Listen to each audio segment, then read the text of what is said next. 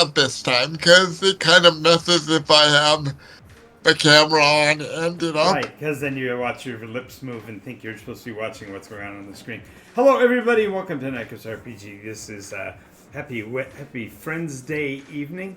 I changed the days of the week some time ago. As I've mentioned before, Scott probably remembers that Mondays are fun days, and Tuesday is news day, and Wednesday is Friends Day, and Thursday is now Stores Day, so that we talk about stuff going on in the stores and things like that.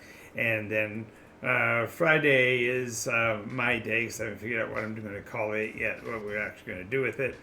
And then Saturday is Matter Day, when we do a lot of stuff. And one of the things we're going to be doing is a Nycos roleplay roulette at the game store on Saturday afternoons from 2 o'clock until 6 o'clock from now forward. So I got the confirmation of the space, so I will have a limited number of persons. Only 6 players can be a part of it, but we're going to be using the roulette wheel and the actual games that will be in the pre-production for the Kickstarter. So I'm really excited about that. And Sounds like fun. yes, and I have with us on the air one of my greatest friends in the world. He's right there beside me, and I remember that's pointing this way. Yes, there you are.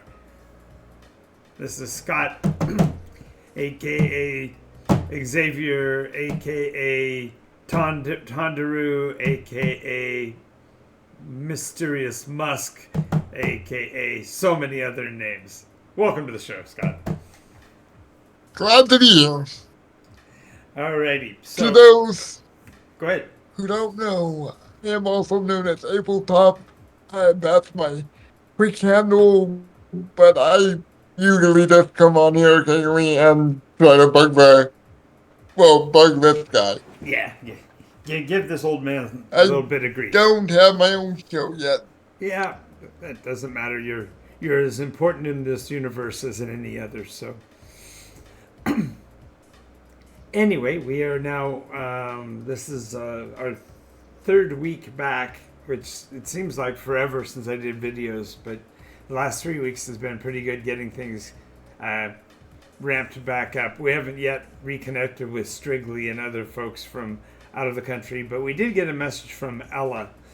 Ella Blackcat came on the other day and let us know that we are her wake-up call in the mornings when we're doing the early morning show, which for us isn't early morning but mid-morning.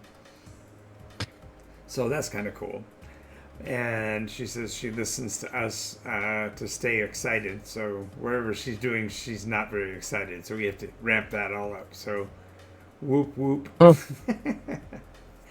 So as those of you that were on this morning know, I also got a chance this morning to speak with Victor, aka Melkor, aka Jiminy Cricket, so Gimini. So we had some fun conversations, and we're going to kind of reprise a bit of that and ask some of the same questions of Scott.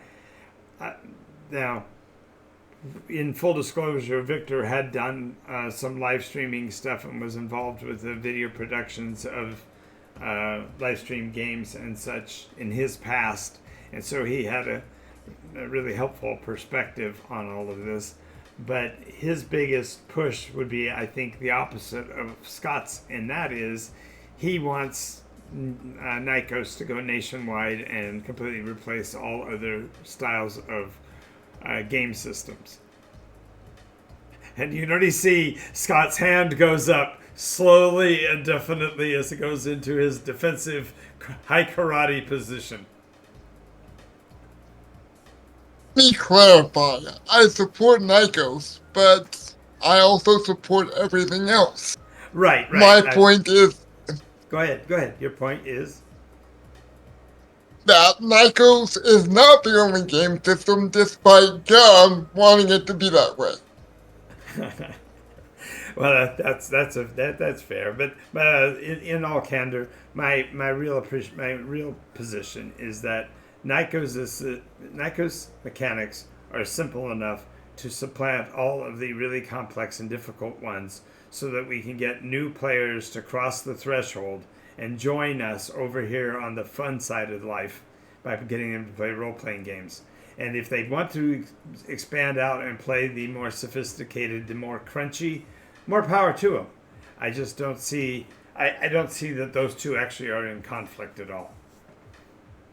So, your position, this is the first time I've actually heard this. So now it's more, you're not saying, oh, don't play these games. You're saying use Nycos as a start, and then if you want to go Okay. expand So out. for clarification, I can't. It would be hypocritical, absolutely hypocritical for me to say don't play the other systems because that's where I started. As I tell everybody on every stream, I've been a game master for 50 years under the Dungeons and Dragons banner, and I've played every role playing game system for the most part ever made, and they all served a purpose. The challenge is that once I understood where they came from and what they are carrying at their center, I cannot in good conscience say stay there because it's a false equity, it's a false dichotomy to say either play Nycos or play nothing. It by all means play everything else, but my challenge has always been that the other systems take X number of hours to play as far as X number of hours to teach, and the mechanisms are clunky and the outcome is insufficient for the majority of stories that could be told in a role-play environment. Fair point. Fair point. But, there are still some people that don't mind the clunkiness. Well, no, that's what I was But I saying. see where you're coming from. Yeah, well, and what I was saying is that if I'm going to be advocating for a single role playing system, make it as a simple one as possible to get as many people across the line and into role play as possible. And then, if you want to expand your boundaries back out to the more crunchy, to the more expansive, there are certainly a billion different intellectual properties that you could role play in. You know, if we wanted to, I know you're aware that we could run Star Wars in Nycos. We could run Starfleet battles in Nycos. We could play Call of Cthulhu or, gosh, G.I. Joe. I'm aware. Or what's the other one? Okay. Oh, yeah, I have to mention this one, My Little Pony. We have to be able to get the bronies involved. And we could do that through the Nycos system if we wanted. Because it's open enough to embrace all of those different facets. But if I'm going to introduce a brand new product, I'm not going to want to recommend, I don't know, Ravensloft as a threat Fair. for new players. It's simply. I would not recommend Ravensloft either because that setting in particular is personally my nightmare. I have the book, but I have no compunction to run that module or that story specifically. Yeah, well, could. there's so much more to it than that. When the original Ravensloft came out, everybody was really thinking that would be a great thing, but and I know why now. I look back and Bram Stoker's Dracula as a movie had come out in about the same time frame, and there was a big push in that film to remind everybody that Vlad's start was in the middle of the medieval period, and so therefore the whole Dungeons and Dragons motif fit with his origin story. And so they thought, well, we'll just make it so you can run vampires in Dungeons and Dragons. And it just didn't work because the mechanic of Dungeons and Dragons is high fantasy, and that clashes with the gothic low fantasy of horror. You know? So I always had a problem with it for that reason. And that was with the first edition, let alone the new one in 5th. making gagging sounds. Well, agree with you on curse. And I'll agree with you on another story. Mm-hmm. But I do agree that D&D, especially as it is now, is a Yeah. bit limiting. And But Asbach. I You got a new word from your vocabulary there. Asbach. Which means disgusting. So now we've got Asbach to add to the vocabulary. That's very good. We're keeping a running inventory of the terms that are unique to Scott because they are un- they carry such meaning and depth, and you can't get those from someone that doesn't have his speech pattern. So we capture those words on a regular basis. he tries, and we don't have a lot yet. But moving, we're getting around. Moving. Yeah. So I'm glad that maybe I gave you a bit of illumination into my position about Nycos RPG and why I'm such an advocate for it. I'm really not concerned with whether you play another system. I think some of the other ones have some particularly clever things to consider. Having said that, it's not recommended that you take a new player and drag them through any of the other systems that are out there because they simply take too long to comprehend and fill out the persona. I mean, look, come on, you have to admit, Traveler would be a nightmare for a brand new player. Well, Traveler is from. I have not played Traveler, Oh, you but from what haven't? I've heard, Now you're putting me in a shock. no, You've never that's played Traveler. So in Traveler, you start your character off, your persona off at 16 years old, and you determine whether he's going to follow military, market, or merchant path. And as he goes through his life, you actually have to follow him until he gets to particular skills he has to have be a character. And that might take him 3 months. It might take him 15 years in game time. But you actually are marching through the time of that persona's life until he gets there. okay. I'd rather play like something like Little Fears in that case. Yeah, it's like gnaw your arm off rather than finish the character setup for Traveler. It had some things that were unique about it, but it was actually trying to build. It was actually doing what Nycos indirectly does with the injunction. By using the injunction, we have players jump into the story immediately, not worrying about their backstory, not worrying about who they're related to, not worrying about any of that stuff. And Traveler did it in reverse by making you live through all of it. So you had to. I'm not saying all systems are good. I'm saying there is some Oh, I that get I it. would. I get it.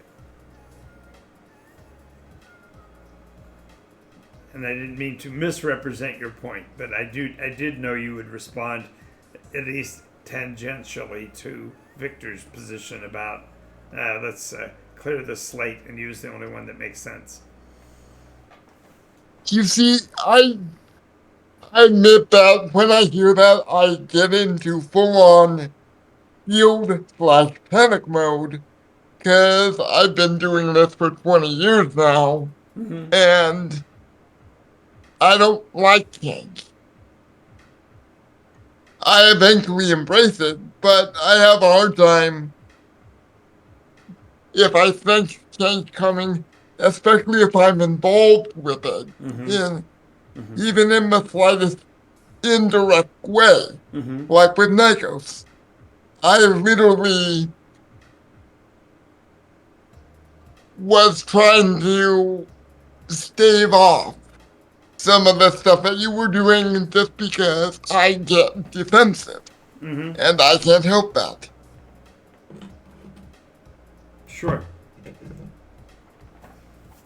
So I'm going to ask you some of the questions that I asked Victor this morning, just to get a different perspective and kind of see what your thought is. And the first question I have for you is, with the fact that you've played several characters, different personas in Nycos. Do you have a preference? Who is your favorite persona that you've played in Nycos? Hmm. That is actually a perfect question. Because I'd have to say Tandaru. And so Because tell our audience who Tandaru is, because they don't, they may not know. Tandaru, Tandaru was a He's still Ursa alive. He's still alive. is an Ursine bear. Well, we call them Zekian, but they're basically You're right. He's an Ursine. animals. He's an Ursine from the Dark Shards game mechanic. In particular, what does he look like, though? He picture Baloo with a tinge of red fur because he is supposed to be a red panda, So, but the size of Baloo. Because apparently red pandas are actually quite short, or shorter than your standard well, yes, we made sure like that we made sure that he was appropriately ferocious by giving him the full Ursine bloodline, so that makes him almost 7 feet tall, big, burly, a little bit round in the middle. Yes, and definitely Baloo from the idea that he could clout you with a paw and send you rolling across the ground. just What? So what was it about? and So what was it? Now I'm gonna ask this kind of a hard question. What is it in game rules terms that makes Tandaru fun to play? with Tandaru I felt like I had a lot more freedom because of the way the mechanics worked. Freedom from or to what? The system does not limit you. Okay. I will say that. Or at least in the initial appearance, the limitations seem to be gone. Now, after a while, once you know the system, it's not as limiting as others, but it still does have its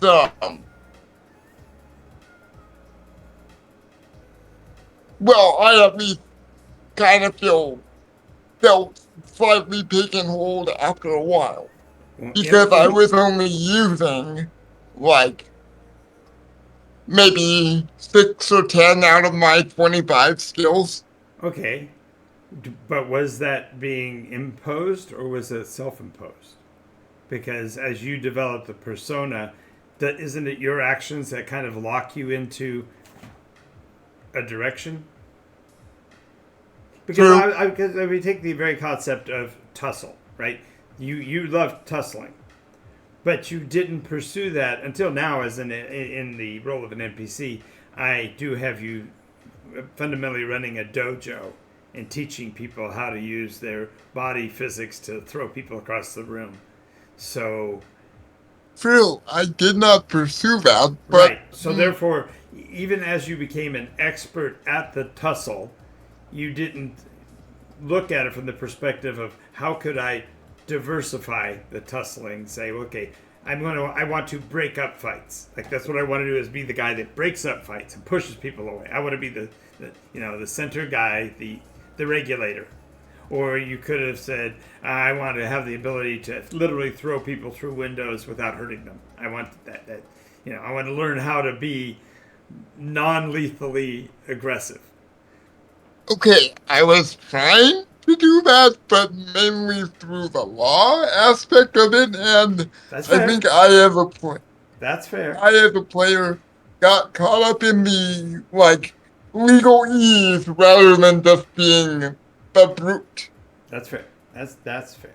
So my I guess my point is that when I was talking with Victor, he said exactly the same thing, that the absolute intoxicating liberty that you start with in the world is one of the biggest hooks, is that it takes nothing to learn the mechanics, and then once you're off and going, you've got all those skills to fill in, so you feel like you have no limitations at all.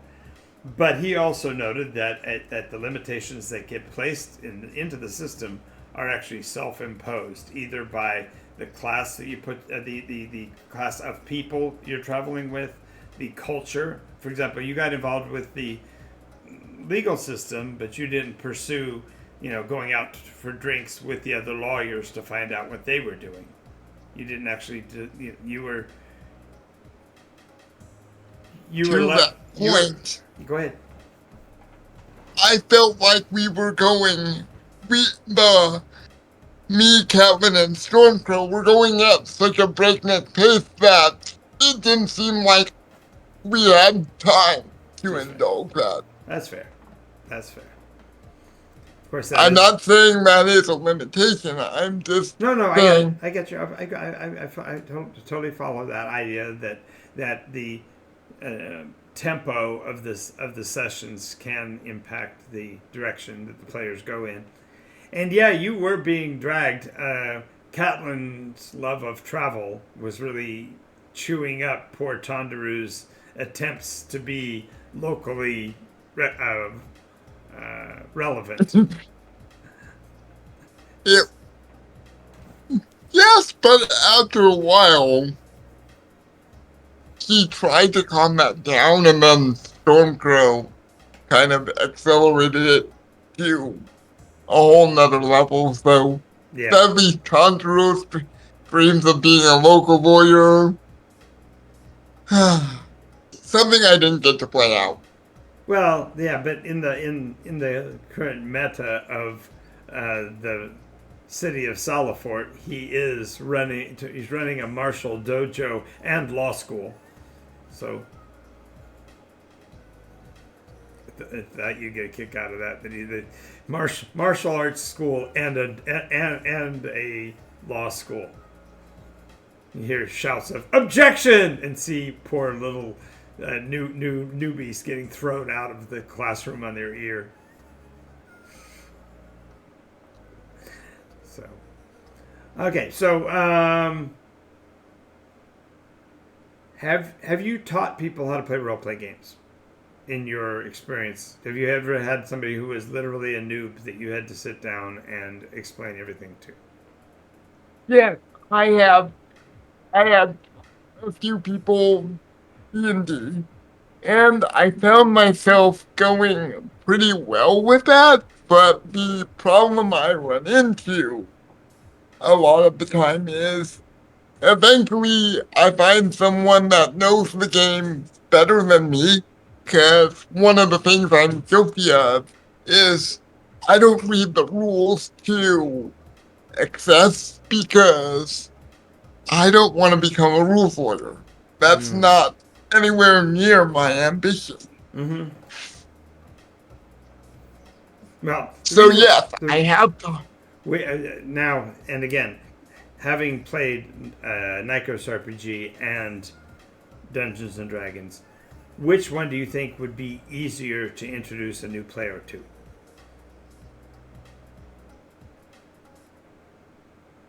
Okay.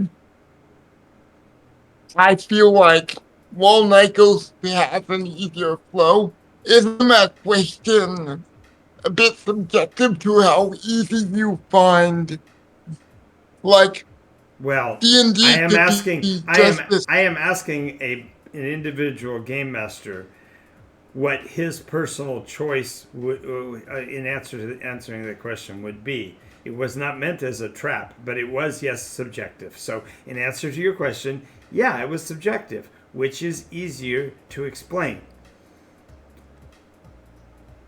I feel like, from my point, they are equally as easy to explain, Okay. but the D&D mechanics are harder. Okay. Okay. So, as easy to explain, but more difficult to comprehend or to apply. Yes, D&D is more difficult to get a character going because there is more steps. But And or more restrictions, more limits? I I mean, what you call restrictions, I just call like Well, no, I'm saying in Dungeons and Dragons, for example, you must choose a specific class in order to pick which skills you're going to get. And the skill options you have are restricted in comparison to the complete list of all potential skills by the class you took. yes, So that's that was just fair. I was just ask, I was just asking if that's the case. Um, I'm I'm not trying to be combative. I just was trying to assess that when you were talking about the process, That the the subjectivity of you as a game master also has to be taken into account. That your familiarity with a rules and roles based system, you must play this class to get this effect, plays into that as much, because the reason why it's easy to yes. explain is that you've been doing it longer.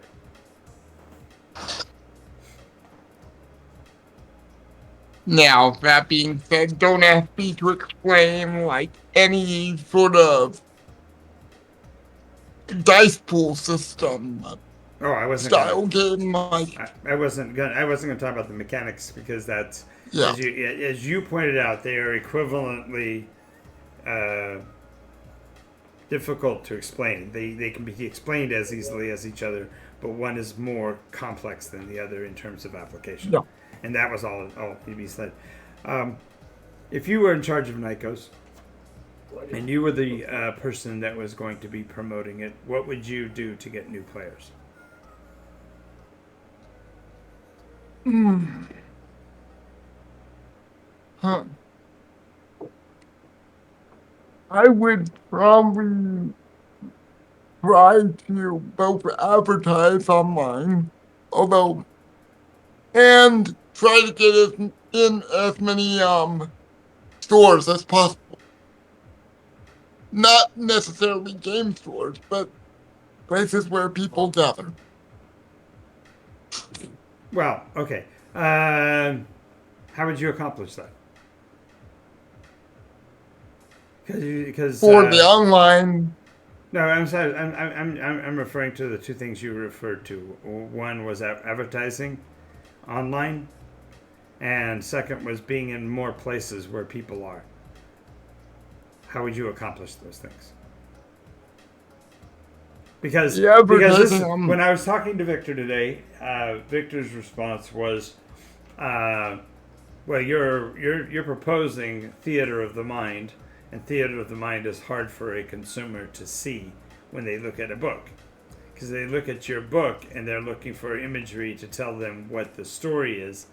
But what I'm trying to do, what Nycos is trying to do, is say, no, your game master has your story. I'm just going to give you the way to play." yeah, agree with Victor on that point. Theater of the mind can be hard for a new player to grasp because to them, generalizing here, but everything has to be like a lot of people need to see it to make it work, which is kind of sad. But Yeah. in answer to your question, I'd advertise on like any sort of form I could find for the online. And then I honestly don't know how I would get to stores. That would be very slow for me because of the Right. physical aspect. Obviously, the if I were you was a tough question for me to ask, and really unfair, because of course you have severe limitations on what you can and can't do. I was speaking in the rhetorical fashion. What would you do in terms of what if you could do everything? What would you attempt to accomplish? Because saying you're going to get into the game stores really means you have to have conversations with game stores, and that is the intent. That is where am headed with the other projects that we haven't even gone into, that we're going to be developing in terms of the games app and whatever. those are all going to be reaching into the game stores through their other directions of contact. Rubber meets the road. How do you? How would you explain? How would you, if I was going to ask you just to explain what Nycos RPG is? What would you say Nycos RPG is? And simply put, Nycos RPG is the new gateway to imagination. Anything you can imagine can be possible. You just have to broaden your mind. Alrighty, thanks for that. That's a nice way to say it. Thank you. Um, Now, I've got, as you may know, on Tuesday I reported the actions of certain groups and what they are doing in certain parts of the world. What is it like to be one of the only 3 people to ever sail into the black water with the express intent of not returning? Exhilarating, if not a little scary, Not but mostly exhilarating. I'm quite excited because I know no one has ever done this before, or let's say, at least not for a while. It's been No one has quite some survived. time. No one has survived it beyond this point that we know of. You've reached as far south as anybody is known to have sailed. Well, people on Nycos need to not be such scaredy cats. And then speaking of the general population not being coined yet. That's fair enough.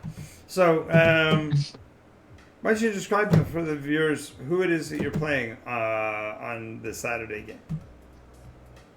I play a Orc named Ochre. He is kind of tan-skinned, knows his way around a rig, and can fit into a crude diving bell and actually get enough air to actually dive down into wrecks. He can also sense wrecks. So he knows where the lucrative points of interest, at least when it comes to vessels that have not made it past a certain point in the Blackwater, might be. Gotcha. In However, he has one kind of thing against him. He cannot, without the equipment, he is kind of helpless because he can only swim so far. But at least he knows how to swim. That's true. That's true. That's true. Now, how long have you and I been friends, Scott? If you think about it in terms of years in real time? Because I know we could do it by Nycos time. We could determine where it was in the iteration that you began. But how long have we been friends? Would you say? That'll be going on maybe 11 years by this point. I know it's at least been 10. How does it feel to be older than my son? I wasn't actually aware that he was older than. He was. Well, I'm not certain. You may actually be younger. He was born in '85. Oh, so he is a year older than me. Right. And my daughter was born in '88, so you're older than Jero would have been. So.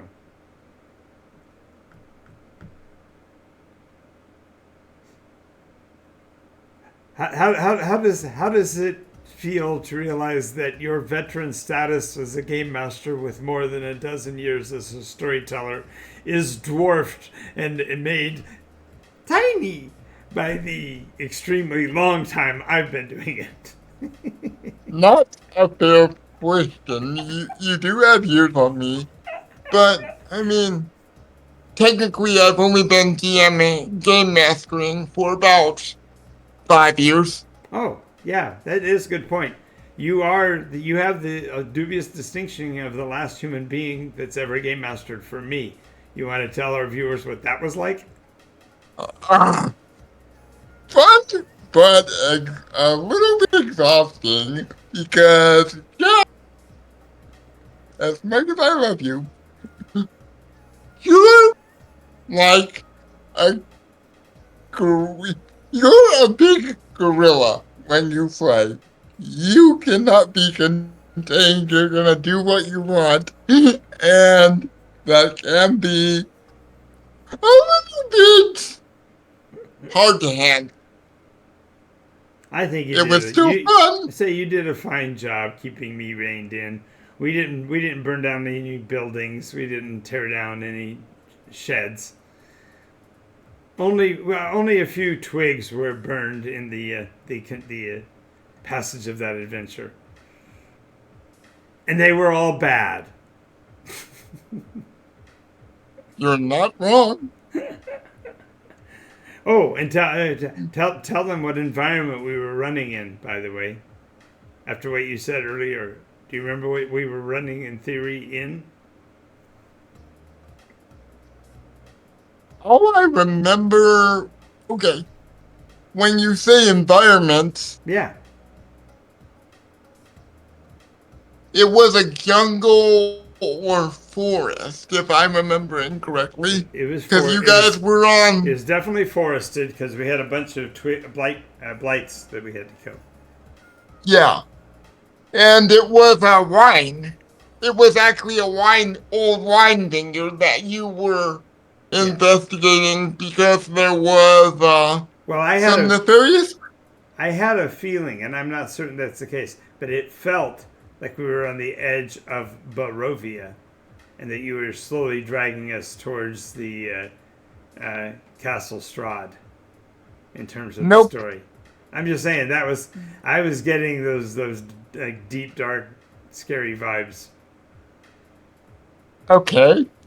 I don't know how to feel about that knowing that now. I guess a little bit of pride, but Well, I was. it was memorable enough that I remember. That's a big thing, you know.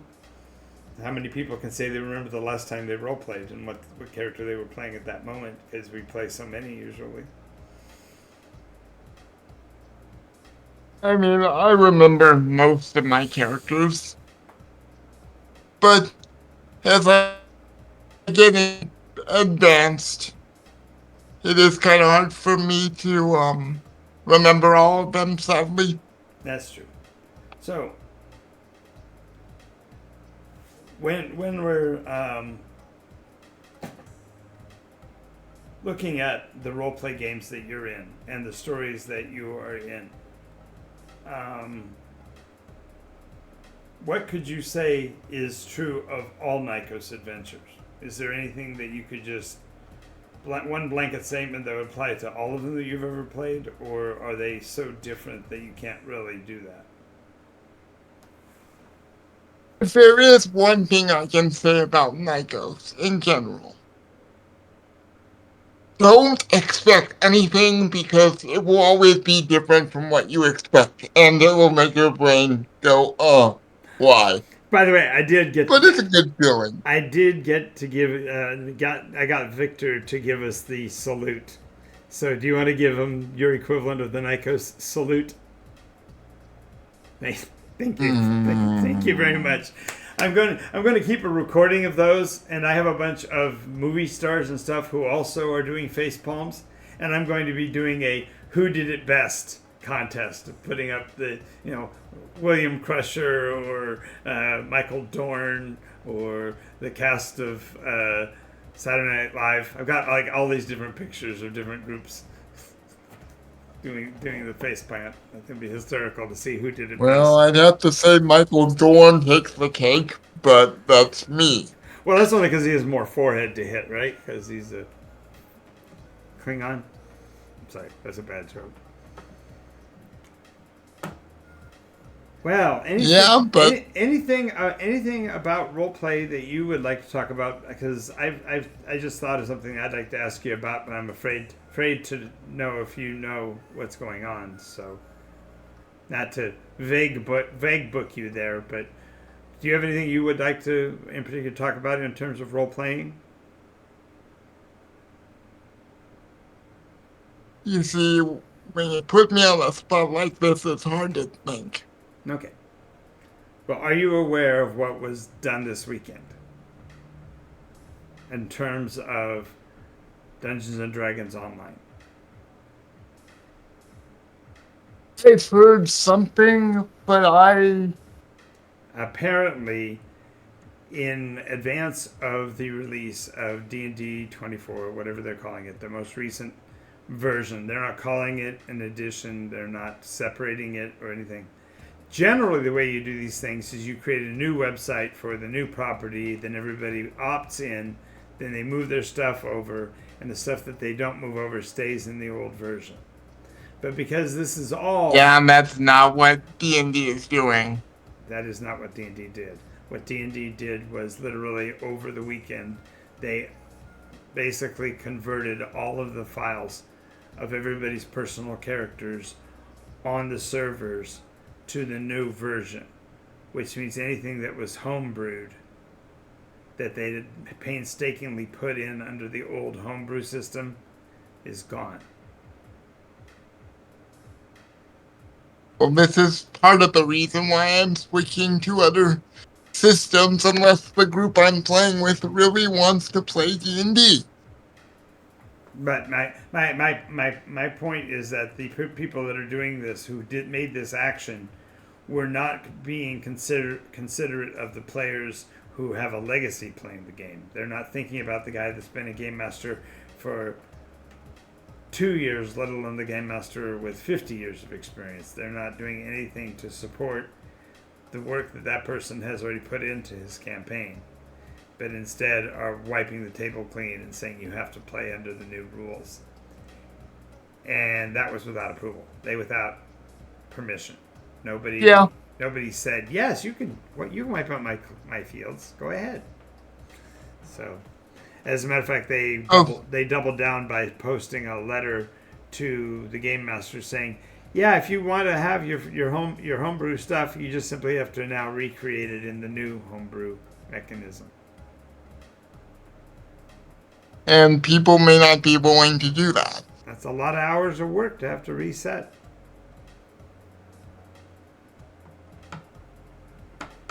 But I don't. I mean, I'm not looking to publish right now, so I'm just building No, no, something no, for no. my. I'm not even talking about the publications. I'm just talking about it. Imagine if you had all of the hours that you've put into Time Rack Cove put up into your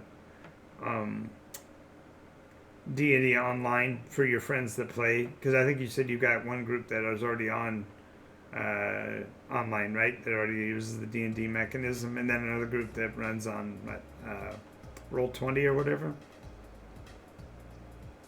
No, I actually don't have any.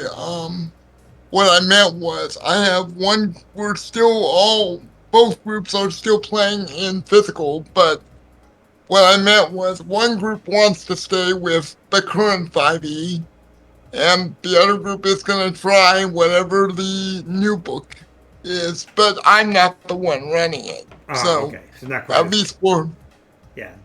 I just was thinking with the number of hours that just to produce the 1,000-word article that you did for Nycos for Time Rack Cove. Can you imagine what that would have been like if you'd have pumped all that data in and then had it just go away? Well, that's why I don't use. Um, The online. Yep. I mean, I use another service, but Yep. Yep. Yep. Okay. I'm still trying to figure that out. And So it's proving just as maddening. So, the other thing that I'm looking at is the possibility of doing games mastery thing on Saturdays at the store as well. If I can get them to give me the space, so I'll be doing some training and help out for new game masters and stuff. And so I wanted to mention that while we're on the air. That'll be on Saturdays, and I believe that'll be in the mornings. That hasn't been confirmed yet. But So my question, our game. it's not going to affect your game. Saturday game is going to still be Okay. Saturday. No, this would not get. This would not do anything to the games that I'm currently running. It would be like that game is 9 till noon. My other game is at 2 to 6. So I do like the training stuff from say 2:30 to 4:30 or something like that. 2:30 to 2:30, Okay. just an hour thing or whatever. But it hasn't been even confirmed as possible yet. But it's just something that I did get another request Might be in from. the works. Oh, I got another request from Natalia to do a personal coaching situation, but I've got to figure out how to make that uh, less than cost prohibitive because it's not fair to charge one person for what you charge, 8 people. So Yeah. we will see. So what are you running right now? I'm actually currently not running anything well, okay. I'm running an offshoot D&D campaign set in my group, but I'm still trying to decide whether that's canon or not because that campaign is really weird because the players are just they're unique. Aren't they all? It's true. So the whole point of the whole key really in running games, the reason why I asked you what you're running, is that what you're running and what people are playing may not be the same thing. So you are trying to run a loop story, but you don't know if it's going to be canon because what they're doing is so crazy. But isn't that really what the campaigns are for? Is for the players to go crazy, and then you pick up the pieces and make it make sense when you're done. So don't see it as a negative. Yeah. Think of it as an open template and say, yeah, okay, I don't know where this will fit in the galactic scheme, but the things that are happening, these should happen again because they're a lot of fun. And that's exactly what I'm doing.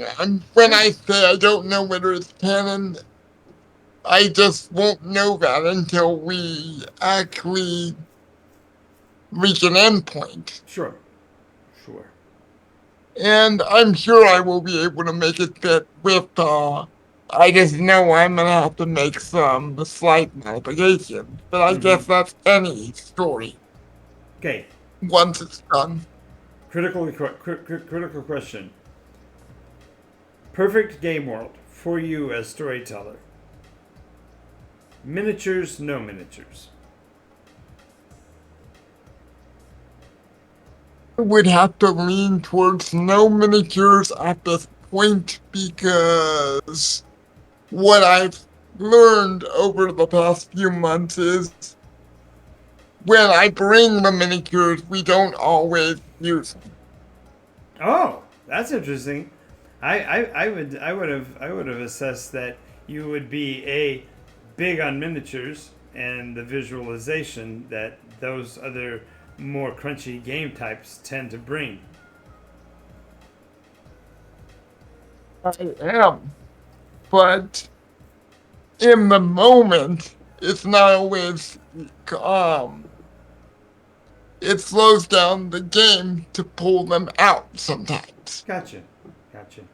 I Yeah. would love to use my miniatures as much as possible, personally.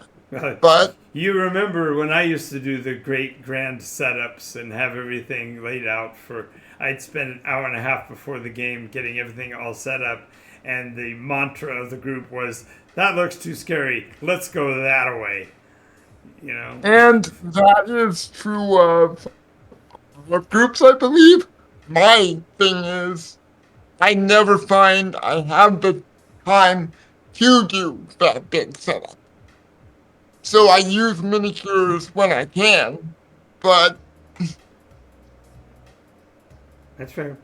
Yeah, one of the things that also, one of the things that Victor had mentioned and I kind of want to get your take on it too. Is he's about me running games that are crunchier visually by setting up the miniatures and stuff and doing monster bashes like the Halloween adventure kind of situations, but using the Nycos mechanism so you can just grind through the kills so much faster and more cinematically. I see his point, but I'd argue that cinematically, once again, is subjective to the DM and how they. You don't need a rule set to be cinematic. No, that's true. And that's all I mean. That's fair. That's fair. And the anyways, the point he made was that he wanted to have made visible to people that they could run Nycos in a less theater of the mind way if they chose to experience the rest of the joy of it, which is the freedoms and liberties that being able to be open in your role play would afford even in a crunchy miniatures environment. I do not disagree with that point, but then again, my counterpoint is how much setup is that going to be for the director? Well, as much as any other miniatures game, I suppose. You got to get out the miniatures, and got to put up the terrain, you got to create the conditions before you can play any of it. So, of course, Yes, you do. And the liberty and freedom the theater of the mind affords means that I don't have to do any setup. I can literally sit down at the table. I don't even have to have any GM shield or anything, and I can just play from where I'm sitting, and others can see my dice rolls, which ultimately is helpful to be able to see the closeness of conflicts and things like that. I agree with you there. My generally I don't use a screen, but I can see the value in it case by case basis. Yeah. But generally I do agree that the screen can get in the way. Okay, we are down to our last 10 minutes. Let me see. Give me your top 3 non-game genres that you think should have a good game in them.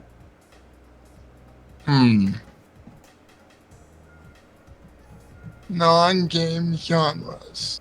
Yeah, you don't know of any properties or products that would fit, but that you think should be, that are underrepresented in roleplay. To my chagrin, I'm gonna say romance. Okay.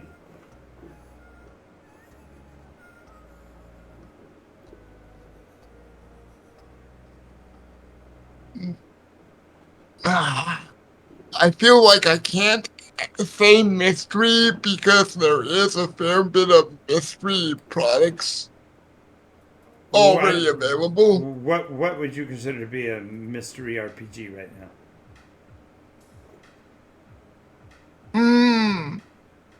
The only one I could even remotely argue would be COC. Call Cthulhu. Right. But those are mysteries like on steroids. So that's really that to me that is its own. Yeah. Eternal mysteries are way different from whether or not somebody killed somebody's cat. Yes. So the ones I can think of is meddling kids or kids on bikes. Those two relatively recent Scooby-Doo style games that came out in the mystery genre. Little Fears as well could be a mystery. Right. Also, the other big one that you were kind of talking about would be things like Eclipse Phase or Delta Green. Those are the ones that go on that, superhero meets ancient gods kind of motif. Yeah. That was two. One more. And I'm having a hard time thinking of a third one because Well, let me go over some of them that were brought up today. Uh, um, NASCAR or other race and race associated things. So Formula One. okay, so yes, I would agree with that So because it's not just, racing. yeah, part of that would be the, as you say, the romance, the drama side of racing teams, but then add to that the actual mechanics of shooting past each other on a race course. There's not much out there for that. Another There one is not. Another one that was mentioned was politics. Now, every game I has a argue political. that They have a political environment in them, but they don't have a mechanism for handling, like, for example, sway of the crowd, changing in politics, influencing a crowd.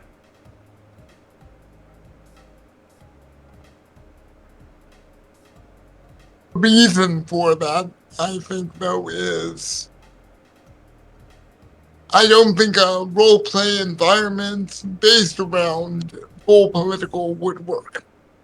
Oh, I would disagree if you set them in particular situations.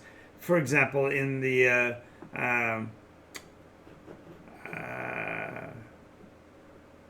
the TV show Firefly, the politics of the way Persephone is being administered and how the cattle are being moved and why they have to be in black market anyway because they should be free and easy trade in a wild west environment. The fact that cattle are being put under tariff by city governors, I think there's a way to do a role play around that that would be dynamic, fun, and not so edgy and pointed in modern times as to be impossible.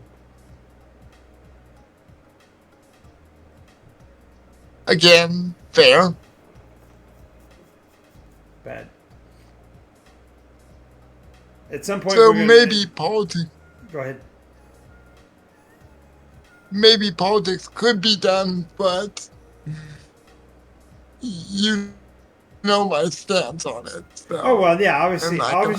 it has to be off Terra and non-realistic articles. You can't actually play a game with the current red state, blue state environment. That would be way too toxic. So yes, I agree with you. But I just was meaning the concept of playing the guy who's trying to schedule the meeting with the mover and shaker, but not give away too much of his position in order to not compromise his candidate, kind of thing. But don't you kind of have that already? In a way, Nycos has it, but I'm just saying I don't think there's another game out there.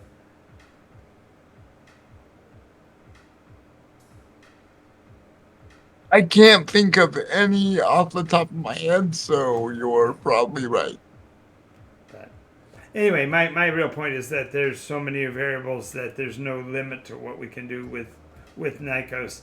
The 6 books that we're looking at launching in primary are going to be on the role play roulette wheel for the games that we're going to play on in Saturday afternoons at the stores. So thank you everybody for watching. Thank you, Abel Top Scott, for being here with us today. Really appreciate the fact that you dropped a Nycos background in behind you. That was very clever and wise of you. So I know the joke is that you didn't have any control over it, but I think it's hysterical. So thanks for that. And we will catch up with each other on another episode. Remember, we're on the air 10 o'clock in the morning and 11 o'clock at night every day. And we will see Monday through Friday. And we will see you all next time. Have a good night, Scott. Have a good night, everybody.